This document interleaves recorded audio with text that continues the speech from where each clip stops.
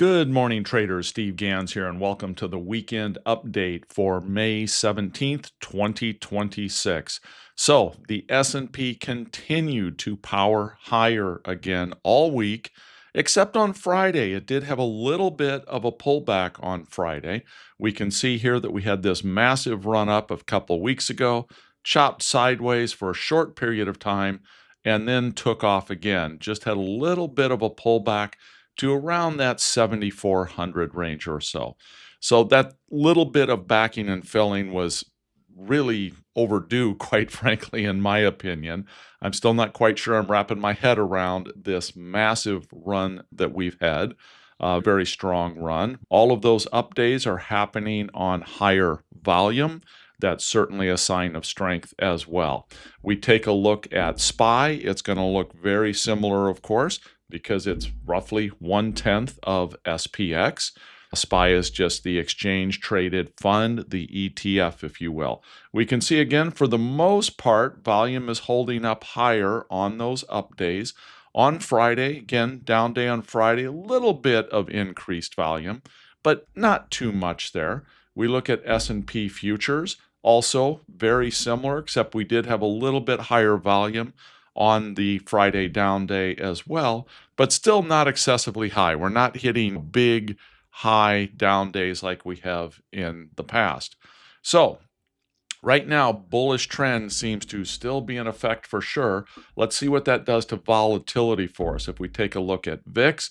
So VIX really didn't elevate itself much. So that tells me that while there was a down day, there's not really fear in our markets at this point. Take a look at the Qs. So Qs, of course, have continued to power higher, even a stronger move than SPX has had. It also sold off a little bit on Friday, not much, and it rebounded a little bit going into the close, as we can see on that particular candle. So it sold off and then rallied back a little going into the close for the Qs. The volatility on the Qs, if we take a look at that, it elevated a little bit, but again, volatility overall on the Qs is still remaining low as well.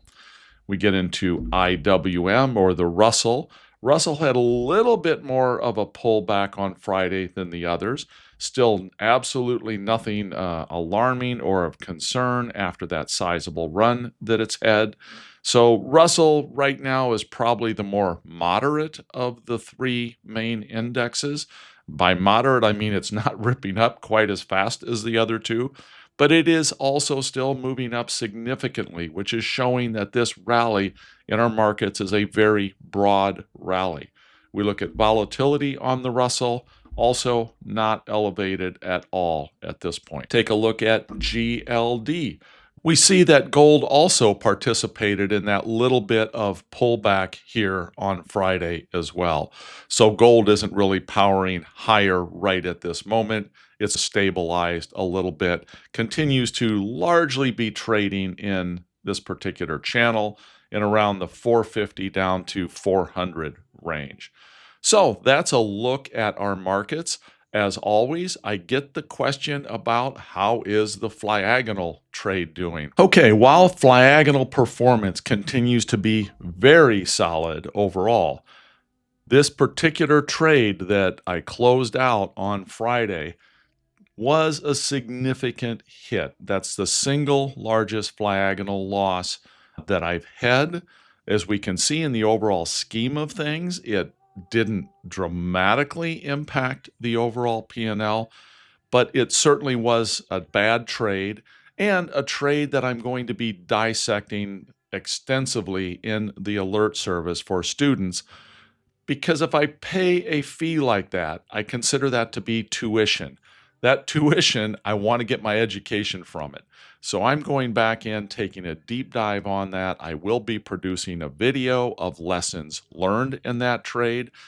Superficially, I think there's a couple of things that came into play there. This had been building. This trade had been open for about 2 weeks and had gone through most of that massive up move. And the up moves are the most difficult trades anytime you have a theta positive, delta neutral trade. Down moves, you can usually adjust much easier and much more effectively because of the increase in volatility. In an up move, when you have that type of trade, whether it's a butterfly, a condor, or a Flyagonal, the Flyagonal has a much wider tent than those others and much larger theta decay than those others. But if you run through the upside of that tent on any of those, they become more difficult to adjust because volatility is dropping at the same time, which means that any adjustment you make is going to cost you more, or you're getting less in credit if you do a credit type adjustment on those. So the result was, in this particular case, I put way too many adjustments in on this trade. I should have just pulled the plug on it earlier.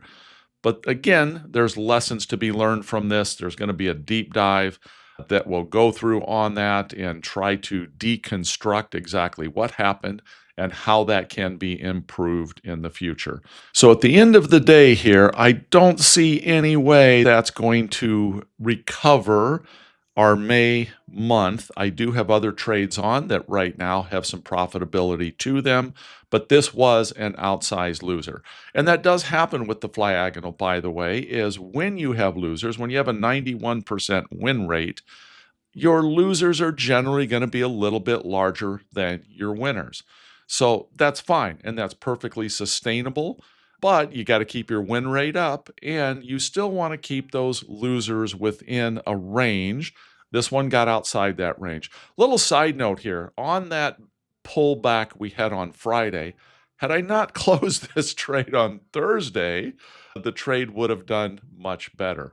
But when I was looking at that extensive market up on Thursday, I'm thinking, if Friday is going to be another one of these gap ups, this thing could get worse yet. I need to shut it down. So I did make that choice. Normally, I do not carry these that close to expiration. That was one of the mistakes that took place in this trade that I will be learning from for sure.